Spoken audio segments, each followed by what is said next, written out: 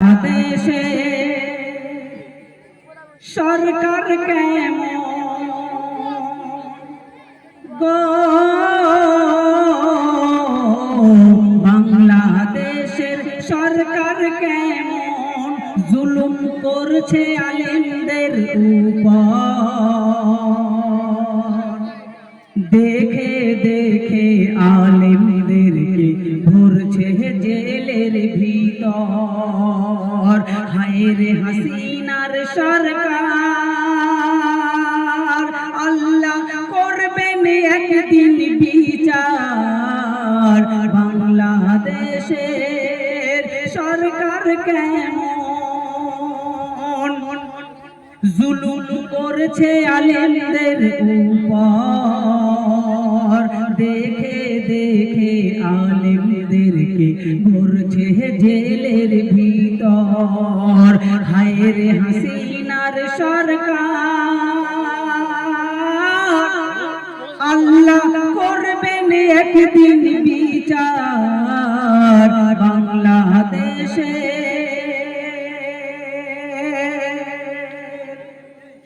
রফিকুল ইসলাম মাদানী বলে এক শিশু বক্তা, তার কি ছিল অপরাধ? সে বলেছিল যে আমি সেই সরকারকে মানি না যে সরকার আল্লাহর কোরআনকে মানে না, তাই তাকে জেলের বন্দি রেখেছিল।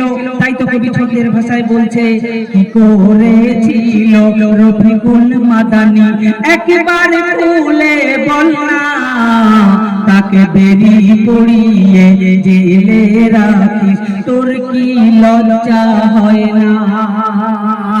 কি করেছিল রফিকুল মাদানী একবার খুলে বল না, তাকে বেরি পড়িয়ে আদালতে তুলিস, তোর কি লজ্জা হয় না? সারা বাংলার মানুষ কাঁদছে যে ওই তার ওই ছবি দেখে। এত পাষাণ হৃদয়ের মহিলা তুই যে, তোর মায়া দয়া নেই বুকে। আজ সোনার বাংলাদেশে দেখো স্বাধীনতার নাই রে।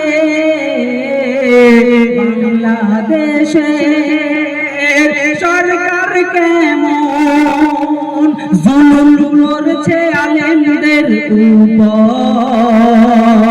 দেখে দেখে আলেমদেরকে ভরছে জেলের ভিতর। হায় রে হাসিনার সরকার, আল্লাহ করবেন একদিন বিচার। বাংলাদেশে তো আজ তুই ক্ষমতার জোর অহংকার দেখাও, যেদিন তুমি মরে যাবে এই আলেমদেরকে তোমার লাগবে জানাজা পড়তে। তাই তো কবি এম.এ. রৌফ ছন্দের ভাষায় বলছে, ও তুই মরলে পরে আলেমদেরকে লাগবে জানাজা পড়তে।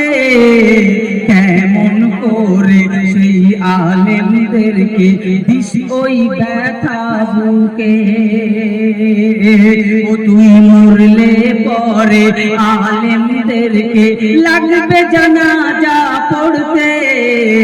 কেমন করে আলেমদেরকে দিস ওই ব্যথা বুকে। ক্ষমতার জোরে অহংকারী দিস এই দুনিয়ার বুকে। কাল হাসরে বিচার দিলে কি জবাব তুমি দেবে? নবীর অরিশ গো, নবীর অরিশ গণ আলেমদেরকে মারছিস নির্বিচারে। কাল হাসরে বিচার দিলে কি জবাব তুমি দেবে? বাংলাদেশে সরকার কেমন জুলুম করছে আলেমদের উপর।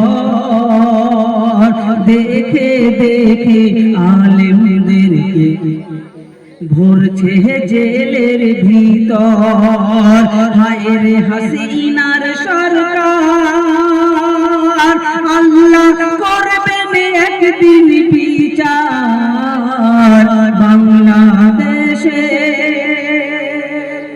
সরকার কেমন জুলুম করছে আলেমদের উপর